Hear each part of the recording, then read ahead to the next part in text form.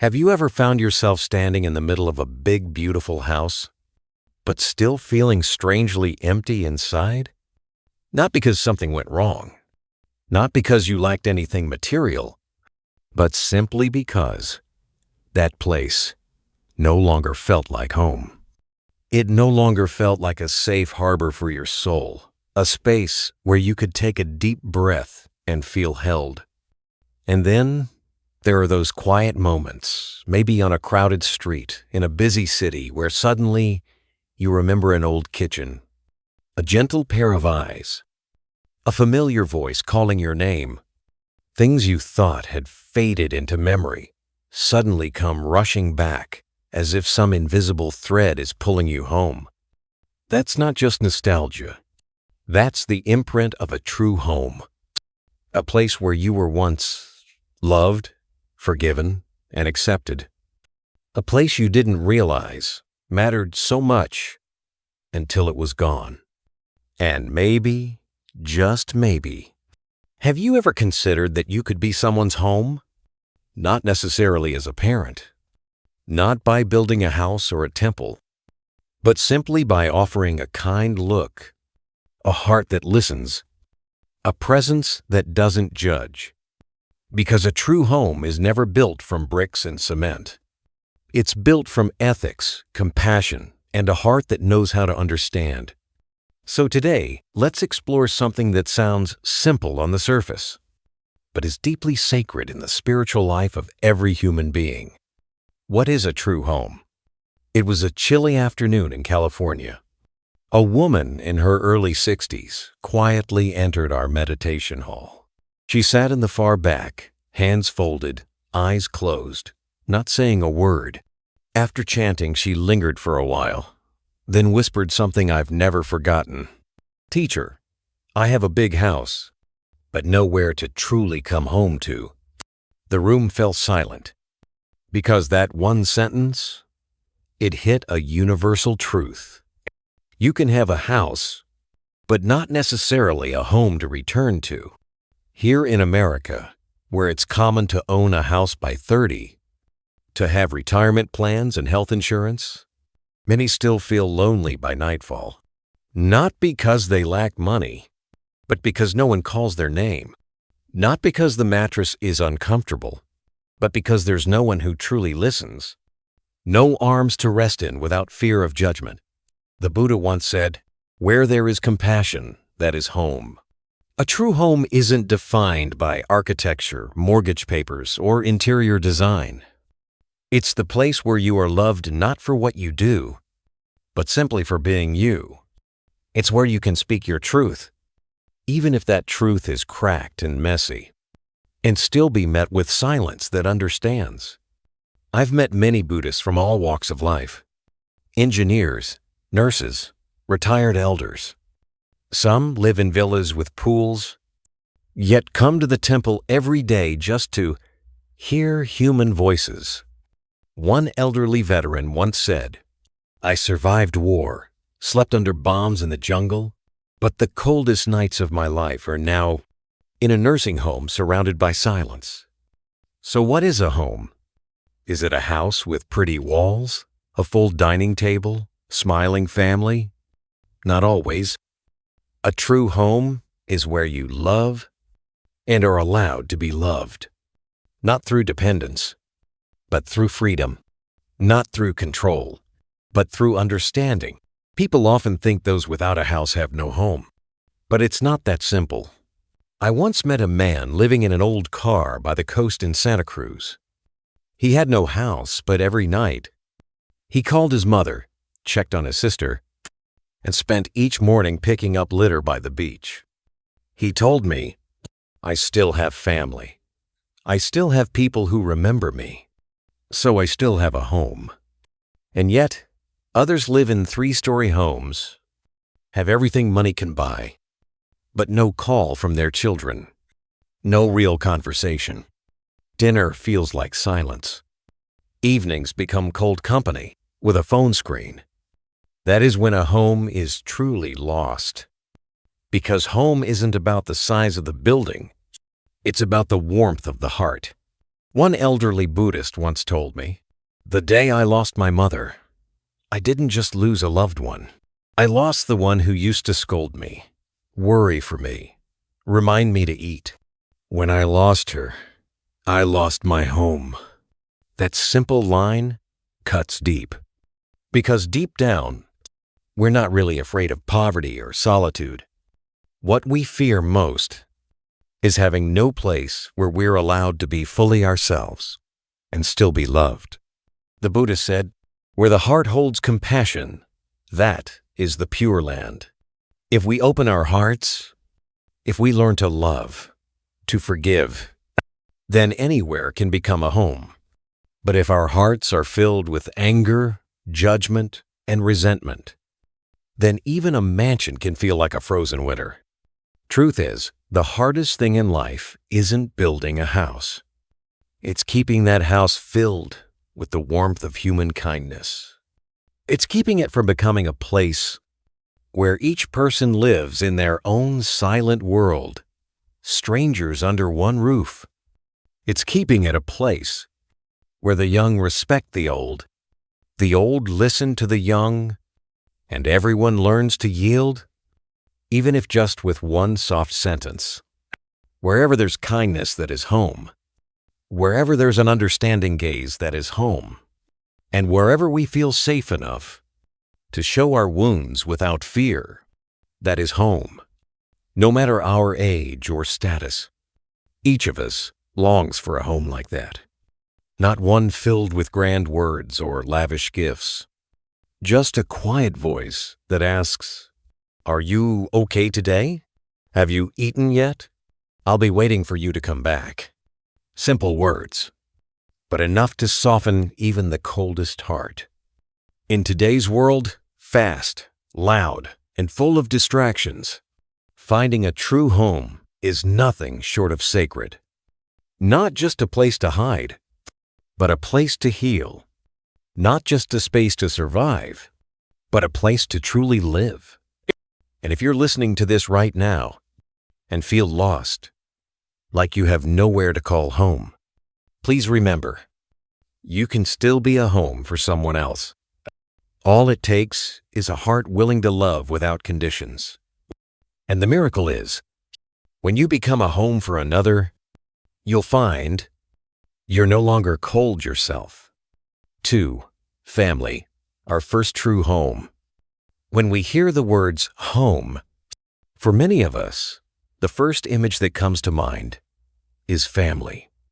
Not because it's perfect, not because it's always filled with laughter, but because, on some deep level, it's where our journey as a human being began.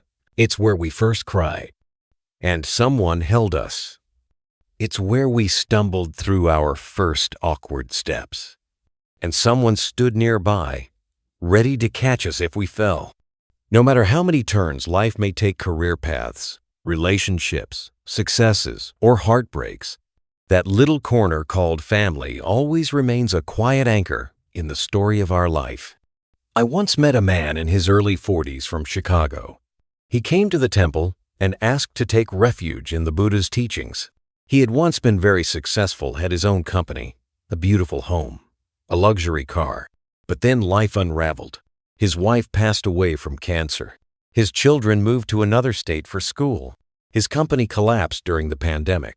He told me, "The thing I needed most wasn't money. It was just to have my mother beside me, to say, 'It's okay, son. I believe you'll rise again.'" And right there, this grown man, once a fierce competitor in the business world, broke down in tears.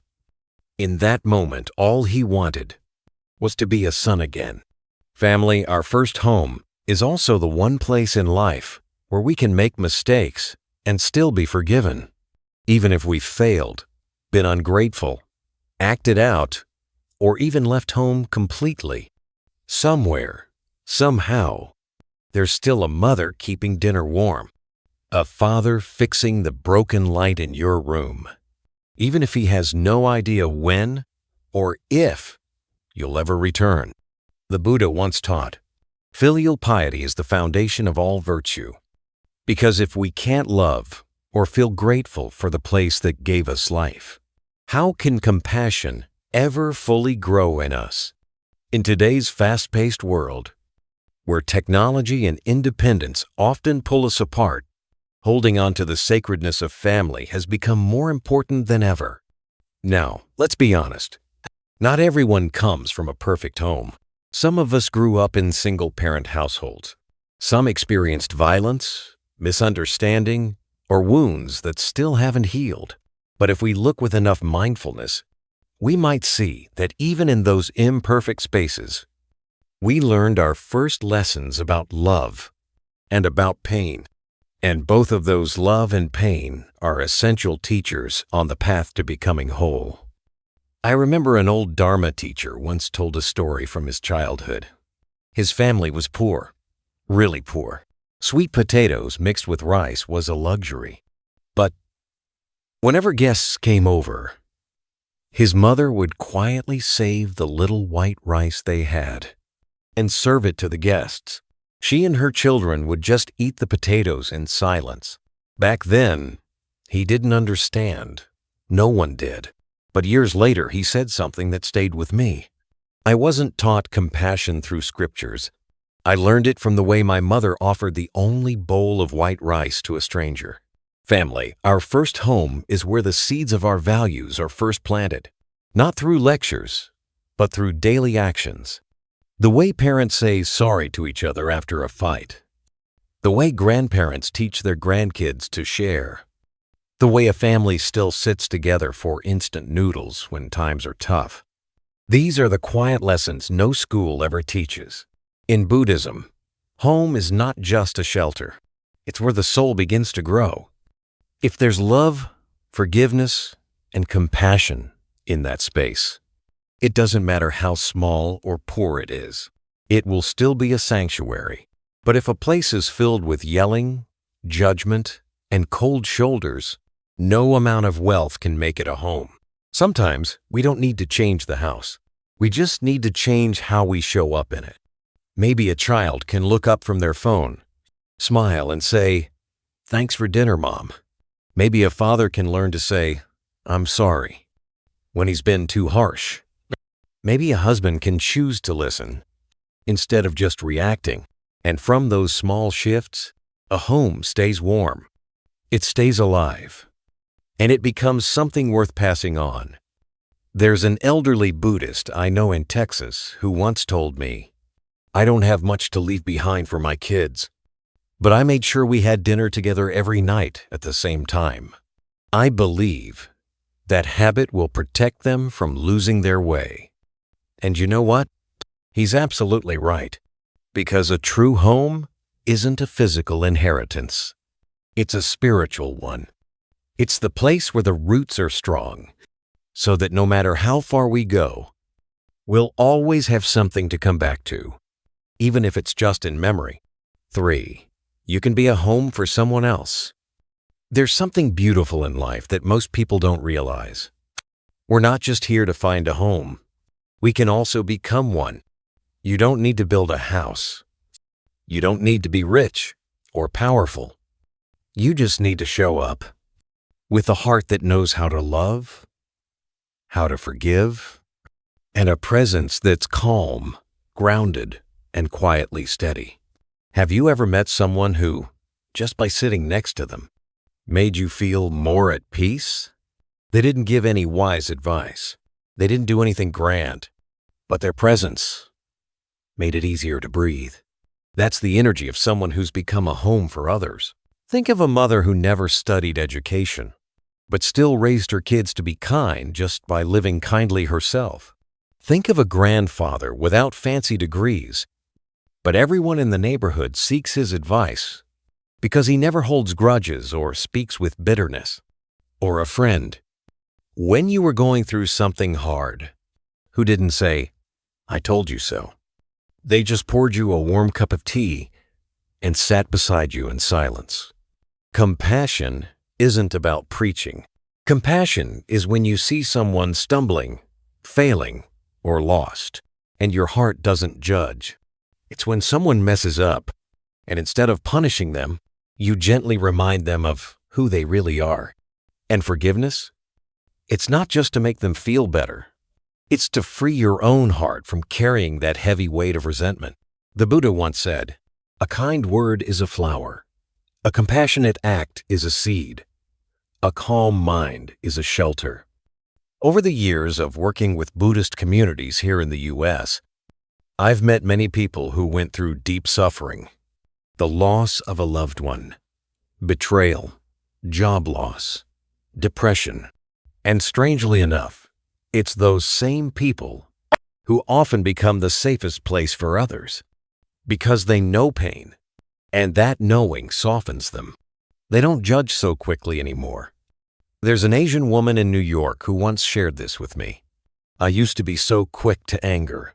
Whenever someone hurt me, I'd snap back with harsh words.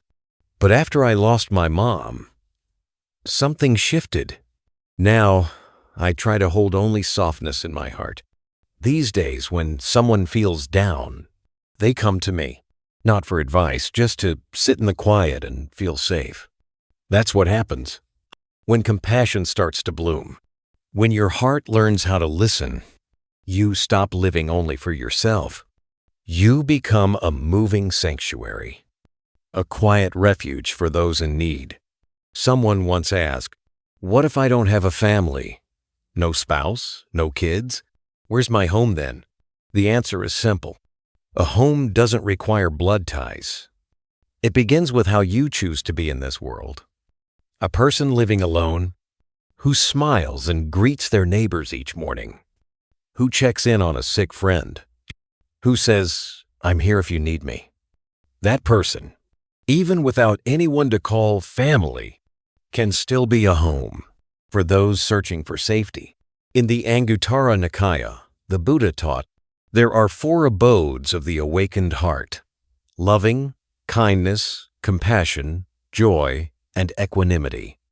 If each of us practices even a little of these each day, we become a shelter, a steady roof for ourselves and for others. And here's the most beautiful part. You don't need to prove you're a safe space. You don't need to say, "Trust me, I'll be here for you." All you need is to be fully present with sincerity, without judgment, without rushing to fix or force.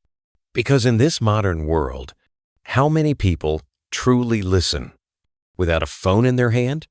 How many just sit with you without rushing to offer advice? A true home is never about perfection. It's about making someone feel safe when they reveal the imperfect parts of themselves.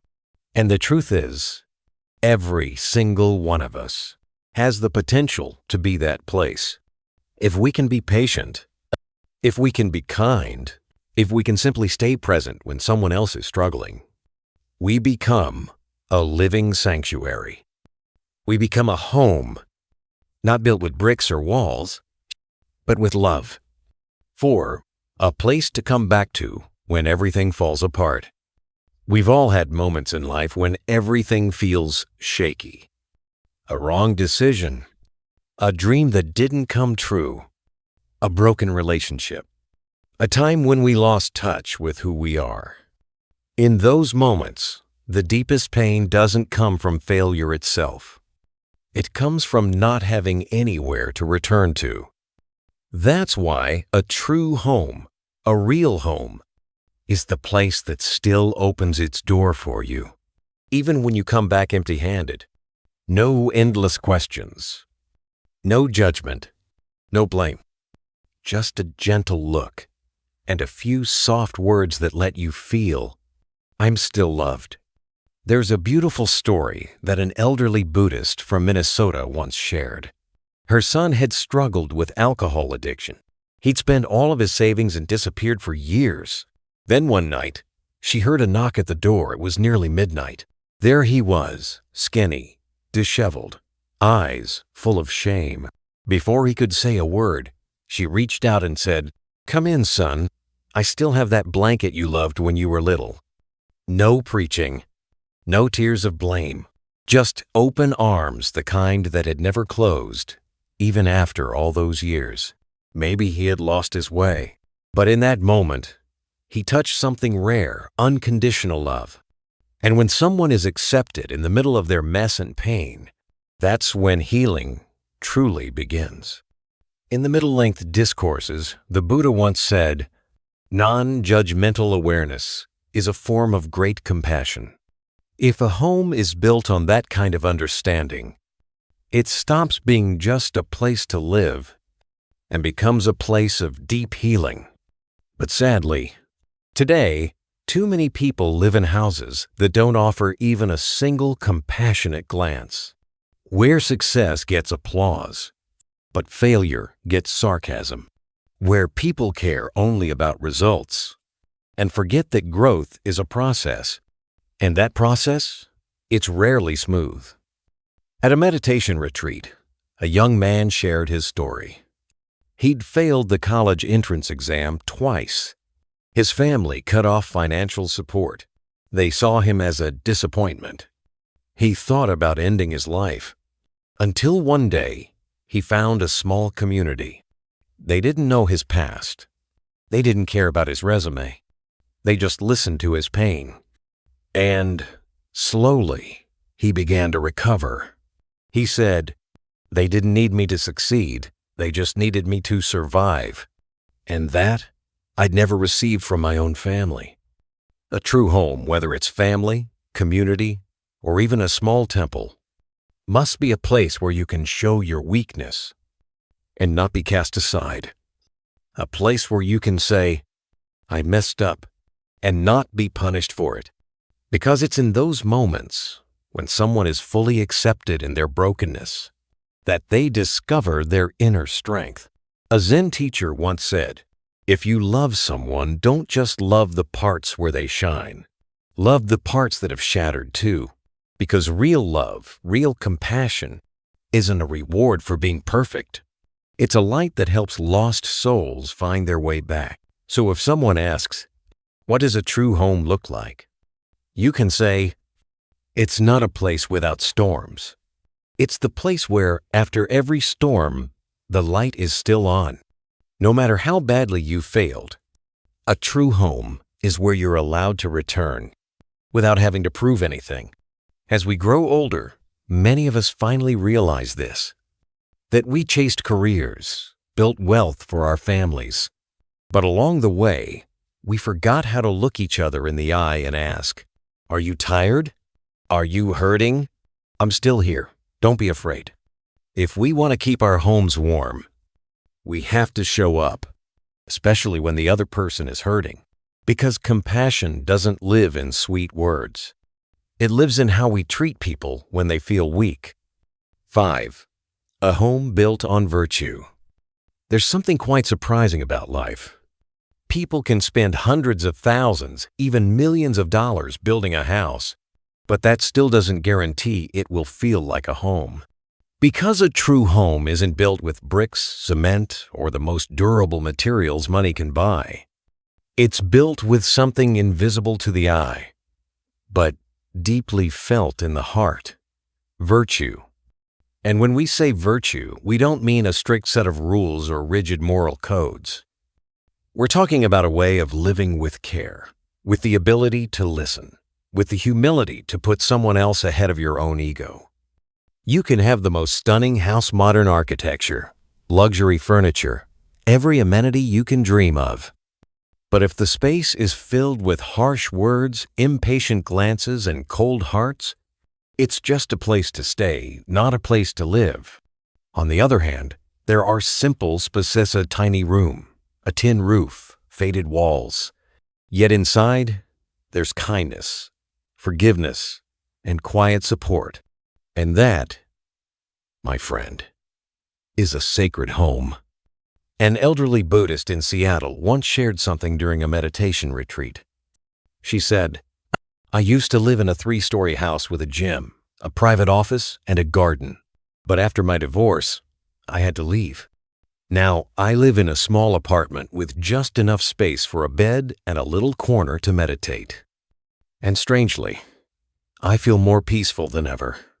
Because here, there's no arguing, no competition, only silence and gratitude." That realization hits deep. A true home doesn't have to be big. It doesn't have to be fancy. It just has to be a space where people treat each other with honesty and with virtue.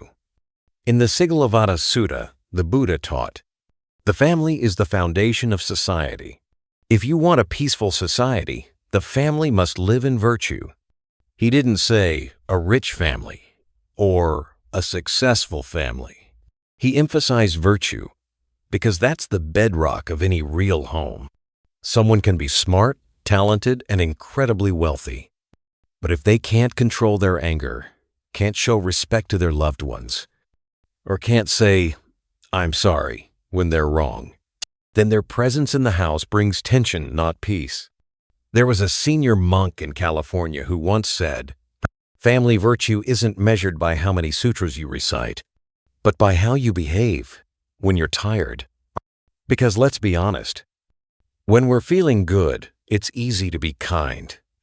But true virtue is tested in the hard moments when we're overwhelmed, upset, or disappointed. It's in the husband who stays patient when his wife makes a mistake, the mother who holds back from yelling when her child messes up, the son who speaks gently to aging parents, even when they're slow or forgetful. These things may seem small, but they're the invisible bricks that build a solid, storm-proof home. A family grounded in virtue is a family that respects differences. They don't try to force each other to think the same way. They don't control one another. They don't use love as a way to demand obedience. A father may not understand his child's career, but still shows support. A wife might disagree with her husband, but chooses not to mock or belittle. A child may think their parents are old-fashioned, but still speaks with respect. That is virtue. And only through that kind of virtue does a real home come alive. Without it, a home slowly turns into a battlefield. Everyone fights to be right. Each day becomes a silent war. People still eat at the same table, but stop talking. They still call each other husband, wife, mom, dad, or child, but inside, they've become strangers. And the saddest thing? There are so many people right now, living in their own homes, but feeling like outsiders. Because when a home lacks virtue, it becomes an empty shell. So, how do we bring virtue back into the home? Start small. Learn to say, "I'm sorry," when you hurt someone. Say, "Thank you," when someone cooks a meal for you. Stay silent when you're angry, so you don't speak words you'll regret. And most importantly, turn inward and train your mind. Because virtue isn't just a doctrine to memorize. It's mindfulness expressed through your daily actions. And when that practice becomes real, you don't just live in a house, you radiate peace into every corner of it. 6. The true home is within you. There's something strange but deeply true about life. You could be surrounded by laughter, living in a house full of people, and still feel completely empty inside. And then, there are those who live alone in a tiny room, yet feel whole, peaceful, and deeply nourished from within. Because in the end, the most lasting kind of home isn't a place, it's something inside of us. It's not a relationship, not an address, but a quiet space deep within our consciousness. A place I like to call the inner home. And to find that kind of home, the heart needs 3 things: virtue, inner stillness, and meditation. Now I know those might sound abstract, but they're the foundation that holds us steady when everything else falls apart. I remember a middle-aged Buddhist woman in California once confided, "After my divorce, it felt like the whole world collapsed. No one called, no one checked in. I had to sell the house. I lost everything I leaned on. But after attending a 10-day meditation retreat at a monastery, she slowly learned how to sit quietly with herself. And she said something I'll never forget.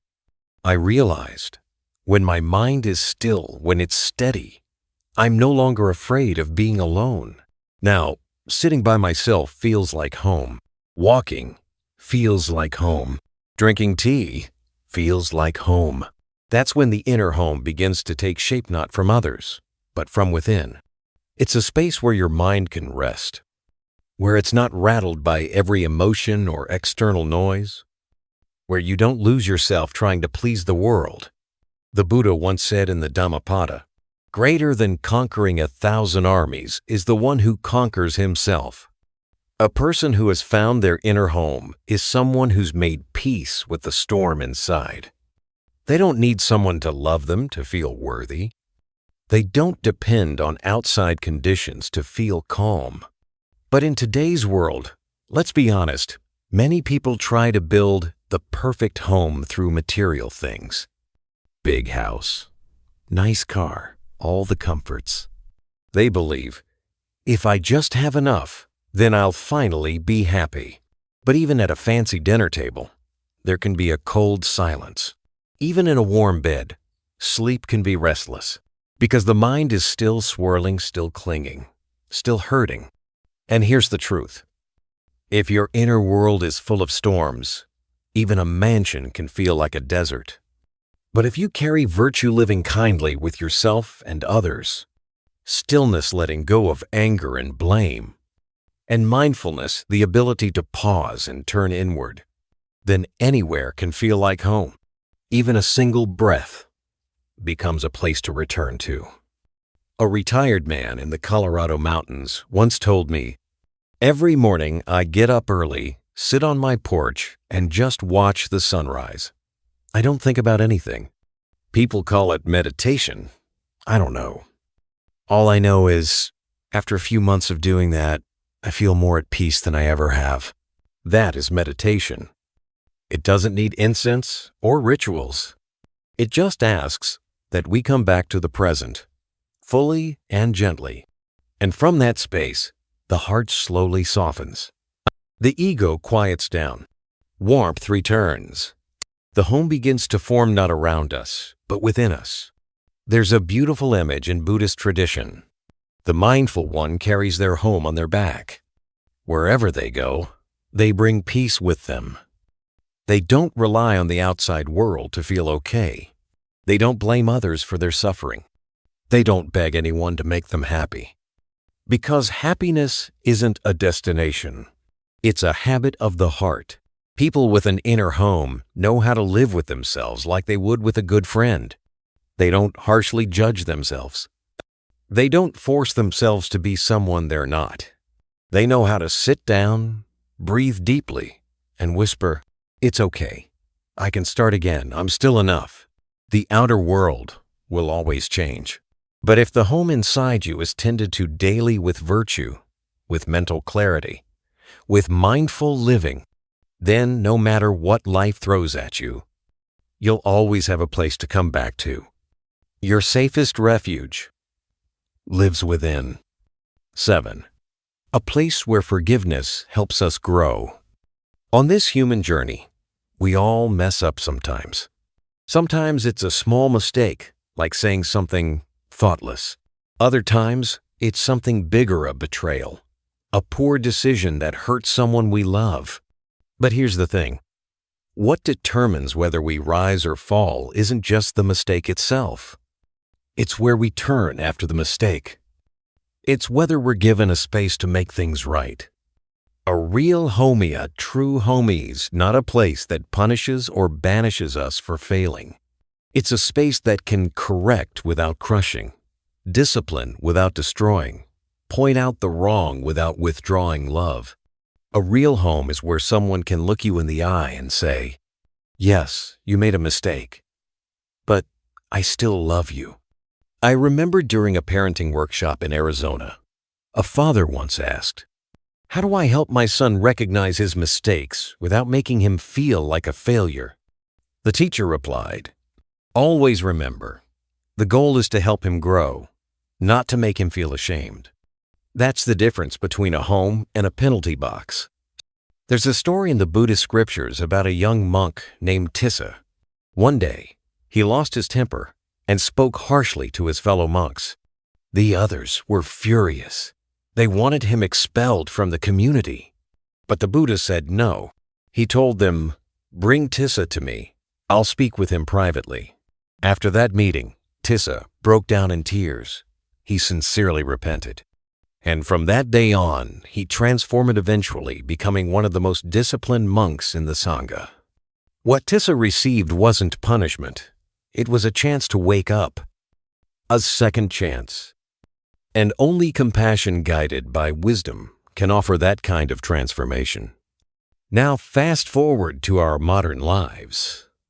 In many households today, people are quick to shame, scold, or even reject each other for making a mistake. A child breaks a glass and hears, "You always ruin everything." A son fails in business and is labeled a disgrace. A wife slips up, and suddenly, she's given the cold shoulder, shut out emotionally. But let's be honest. Who among us hasn't made a mistake? Who's grown into adulthood without hurting someone intentionally or not? After a fall, people don't need a door slammed in their face. They need a hand that reaches out and says, "You tripped this time. Next time, try walking more carefully, okay?" I once spoke to an elderly couple in Texas who had been married over 40 years. When I asked them their secret to a lasting relationship, the wife smiled and said, "It's not because he never messed up. It's because we kept choosing to forgive." That's how we grew old together without leaving each other behind. You see, in the light of Buddhist wisdom, a true home is not one where mistakes never happen. It's one where ethics are strong enough to hold space for forgiveness, and where wisdom is clear enough to show the mistake without killing the hope. In many Zen centers, when a student misbehaves, they aren't yelled at in front of the community. They're invited to sit in longer meditation to look deeply at what happened. No public shaming, no rejection.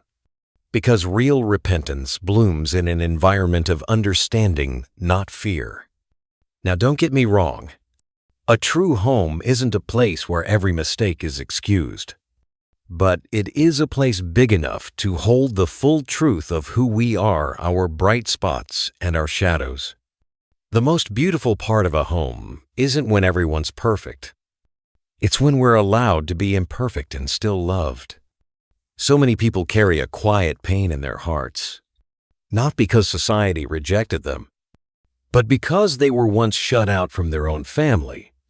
Maybe it was a harsh word, a cold stare, a minor slip-up that kept getting replayed again and again.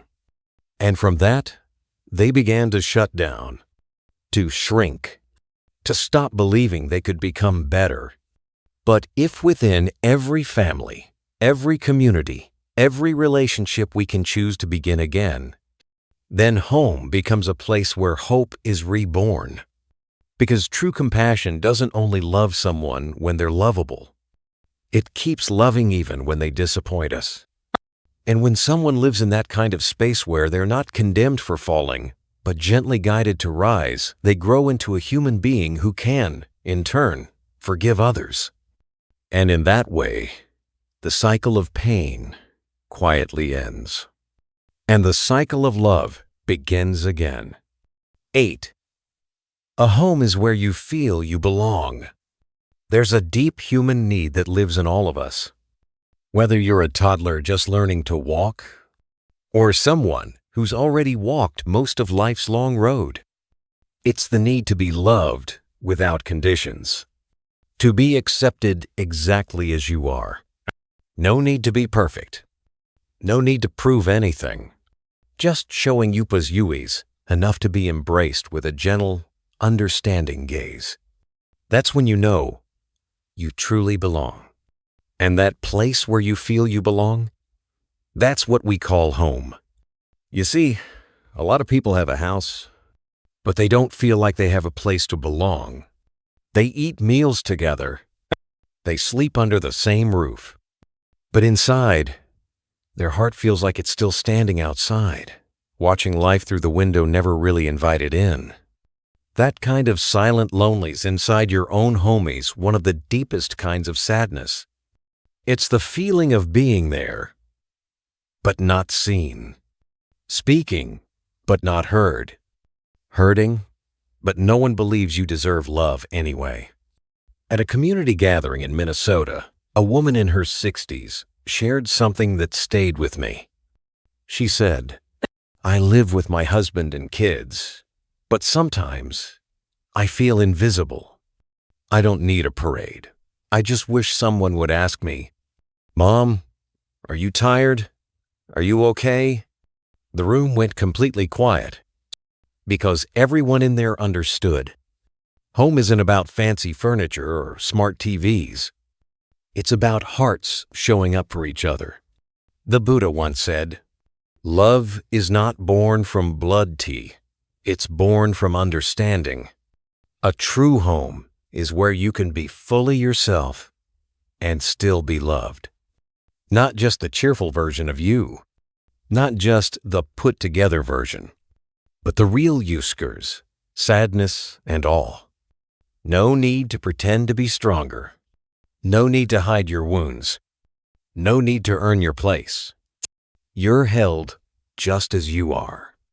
I remember a story about a young boy who once asked a meditation teacher, "Master, why do I feel lonely, even when I'm surrounded by people I love?" The teacher smiled and replied, "Because not every place with familiar faces is a place that truly accepts you." You see, love without acceptance becomes a subtle form of distance. A husband who only loves his wife when she's beautiful or successful doesn't really love her. A mother who's only proud of her child when they obey isn't truly seeing them. When love has conditions, people start to shrink. They stop being themselves. They start trying to fit into a mold just to stay accepted. In Buddhism, there's a beautiful word. Medit means loving, kindness. Love that doesn't discriminate. Love that doesn't come with fine print or emotional contracts. Metta is what creates a home where people can finally exhale, be real, and feel safe living in each other's presence. There's a young man I once knew who had battled addiction. He'd been kicked out of his house, bounced from one rehab to another, until one day a small family took him in. They didn't ask about his past. They didn't scold or shame. They just invited him to eat meals and join in morning meditation. 3 months later, he stopped using. 6 months later, he learned a trade. 1 year later, he became a mentor for other struggling teens. When asked what changed his life, he said, "For the first time, I felt like someone genuinely wanted me to stay." Sometimes, all it takes is to feel wanted. Not tolerated, not judged, not doubted. Just wanted. That's what belonging feels like. And it's where healing begins. Dear friends, when a home becomes a place where you are loved, seen, and accepted, it becomes a refuge for your soul. Even when storms rage outside, even when you're tired or covered in life's bruises, you still know, when I get home, someone will care for me. If you've ever had a place like that, hold it close. If you haven't, maybe it starts with you, by becoming that person for someone else. A kind word, a soft gaze, a presence that brings peace. Because sometimes, all it takes is one open heart to rebuild a home not out of bricks, but out of love. 9. A true home isn't a place, it's a state of mind. Isn't it strange? Some people live in big houses, filled with modern comforts and family all around. Yet deep inside, they feel as lonely as if they were wandering a desert. And then there are others living alone in a small rented room, maybe in a faraway town without much to their name. But their hearts are peaceful. They feel full, grounded, as if they're right at home. That's because a home isn't made of bricks and walls. It's not defined by square footage, a deed, or a fancy zip code. A real home lives in your state of mind. When your heart is filled with kindness, mindfulness, and inner stillness, anywhere you go can become a home not just for you, but for others, too. I once heard a Western monk share this story. In his early days of practice, he lived in a bamboo hut in the hills of India. No electricity, no running water, no conveniences. And yet said he never felt deprived. Each morning, he woke up with a deep sense of peace. He knew he was living an honest life. No pretending, no need to prove anything, no fear of losing what didn't belong to him. He said, "I didn't have a real house, but I never felt homeless because my mind had already found its place to rest." You see, we often confuse where we live with where we belong. But those two are not the same. It's like setting up a tent on a camping trip. You can pitch it anywhere, but if your heart isn't present, if there's no real connection, it's just a place to sleep, not a place to call home. What turns a space into a home is love. It's the listening, the shared silence, the gentle presence of people who see each other. And the key to that? It's compassion, that inner warmth that makes any place feel safe and alive. In the Anguttara Nikaya, the Buddha said, "A mind filled with loving kindness is welcomed wherever it goes. A mind filled with anger will feel lonely, even in a crowd." That means your happiness isn't determined by what's around you. It depends on what you carry within you. Some people walk into a room and light it up not with big gestures, but with the simple way they look at others with presence and warmth. Others bring tension wherever they go. Their mind is filled with judgment, demands, or unresolved pain, and the air around them grows heavy. It's like fragrance. A person with compassion carries a gentle scent, making every space feel a little more breathable. And here's the truth. No one else can build a home inside you. Only you can do that. There's a little Buddhist temple on the outskirts of New York. Every week, volunteers come by to cook, clean, care for the garden. They're from all walks of life. Retirees, people grieving loved ones, folks healing from depression. No one's related. No one officially owns the place. And yet, they all say the same thing. This feels like home. Here I don't feel lost. Why? Because everyone shows up with compassion. No one's trying to control anyone. No one's showing off. They just come as they are, grateful, humble, present, and from that, a kind of invisible house forms solid, warm, and real. If someone asked you, "How do I know if I've found a true home within myself?" you might say this: look at how you treat people, especially the strangers, the ones who disagree with you, the parts of yourself you're still working on. If you can meet all of them with patience, softness, and care, then the home is already there, inside your heart. And once that home is within you, anywhere you go, you can plant seeds of peace. You don't have to wait for someone else to build it for you. You don't need to own anything. If compassion lives in your heart, even a storm can become a resting place. This is also true on the spiritual path. Not everyone has the luxury of peaceful surroundings, but a sincere practitioner learns to turn imperfect conditions into teachings. Every wound, every misunderstanding, every loss becomes a chance to deepen their heart. And if that warmth stays alive inside, even pain won't lead them away from awakening. In fact, those struggles become fuel for a quiet, steady flame. And one day, when they meet the very person who once hurt them, they might smile and gently ask, "Are you tired?" No blame, no bitterness, Just a simple question that says, I no longer depend on you for peace, because I've found my home right here, in my own heart. 10. A true home is where the body rests and the heart feels safe.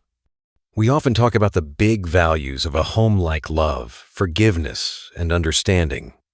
But sometimes, a true home is something much simpler.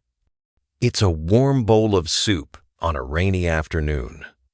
A soft place to rest after a long, cold day. A little light glowing in the window that tells you someone inside is waiting. Before a home becomes a sanctuary for the soul, it must first be a place where the body can rest. It doesn't have to be fancy. It doesn't need to be big. Just enough space to land when you're tired. Sometimes, all it takes is someone asking, "Have you eaten yet?" or softly saying, "Welcome home." That alone can keep a life from feeling hollow. These days, many people live in high-rise buildings, work in climate-controlled offices, eat at five-star restaurants. But inside, they feel cold. Why? Because they don't feel like they belong anywhere.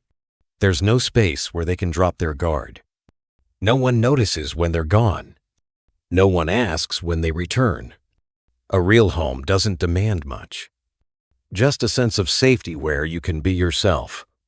Just enough warmth so you don't feel lost inside the place you live. In the Kalama Sutta, the Buddha taught, don't believe something just because everyone else does. Look inward. Ask, does this bring peace? Does it grow love? Does it cause harm? A home is like that too. It doesn't have to follow society's standards. It doesn't have to look like someone else's blank. If it brings peace to the people inside, if it helps them feel seen and accepted, that's enough. There's a story from a small Zen center in Northern California. A young black man came to stay. He had just been released from juvenile detention. No family, no place to go. In the first week, he barely spoke. He quietly did chores, ate in silence, and listened to Dharma talks from the back of the room. No one pressured him to share. No one asked about his past. Each day, an elder monk quietly set aside extra food for him and left a thicker blanket on his bed. One day, during the community bow, the young man broke into tears. He whispered, "No one's ever fed me without asking first, 'Do you deserve this?'" We live in a world of conditions. To be loved, you must be good. To stay, you must behave. To get help, you must prove you're not to blame. But a true home asks for none of that. It's where you're allowed to exist, even if you're still figuring things out. It's where you can rest, even when life outside is spinning. It's where you're fed not because you've earned it, but because you're hungry. In Buddhism, Dhanathe act of giving isn't just material. The Buddha said, offering a bowl of food to someone who's hungry saves a life. Offering shelter to someone who's cold plants seeds of compassion. If each of us could give even a little, a warm meal, a kind glance, a place to sit without judgment, then we'd be building homes, not just for others, but also for ourselves. I once heard about an elderly widow in a small rural town in America. She lived alone, no children nearby, but each evening, she made an extra bowl of hot soup just in case someone stopped by.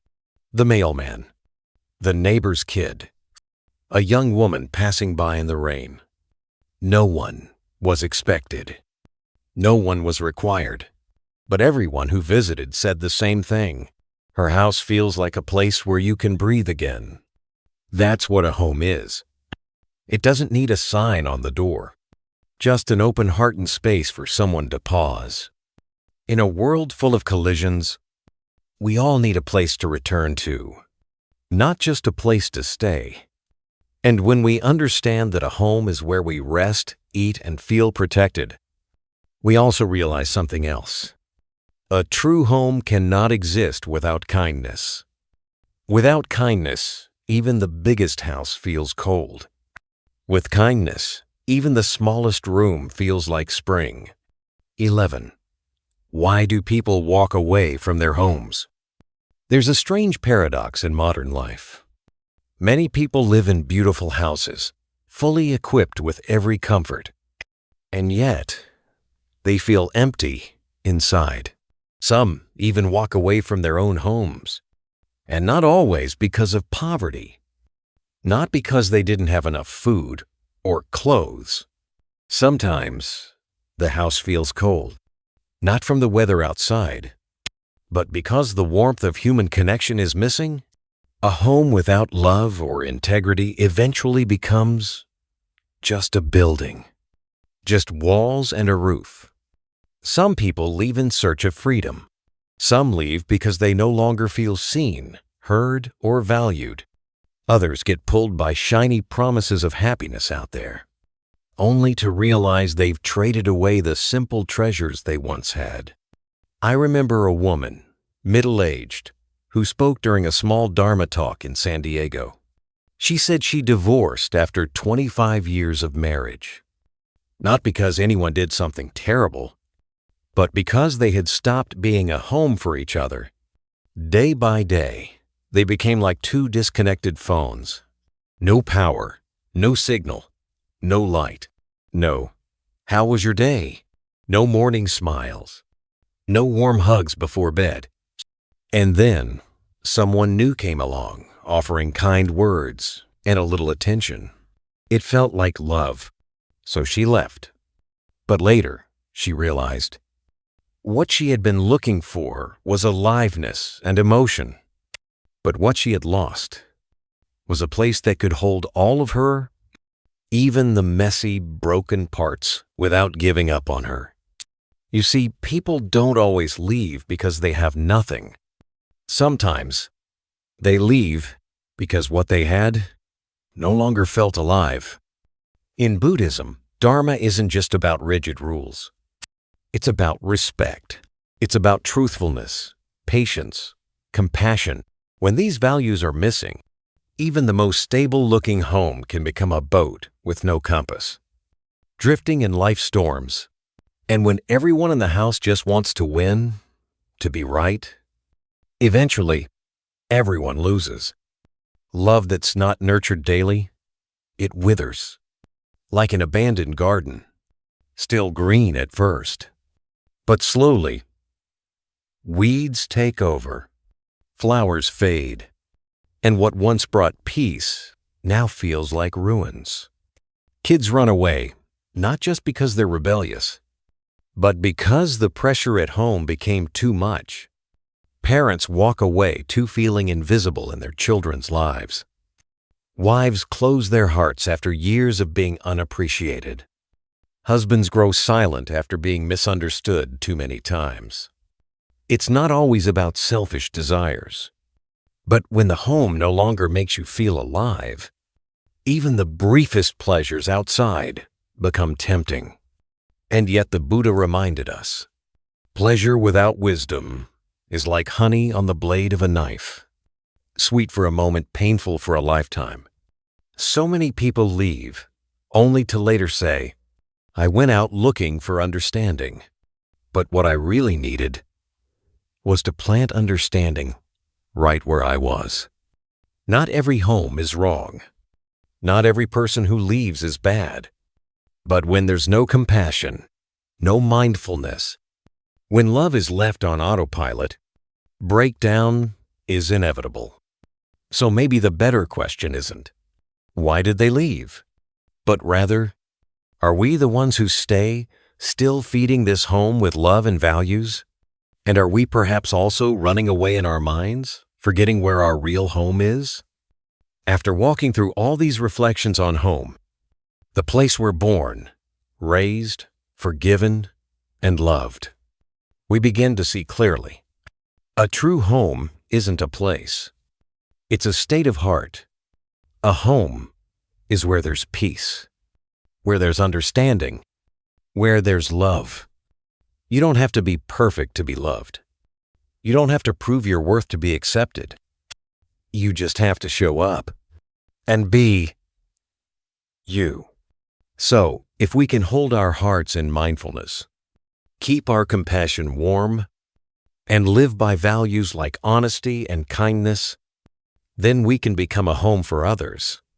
Maybe it's a soft glance, a timely kind word, or simply being there fully, silently, with presence.